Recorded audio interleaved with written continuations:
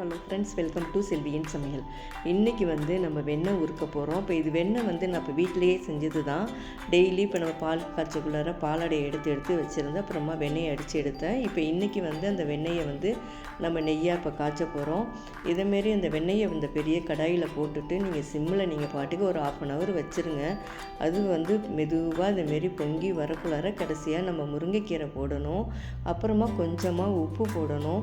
நம்ம மோர் இருந்தால் கூட நம்ம கொஞ்சம் போட்டுக்கலாம்.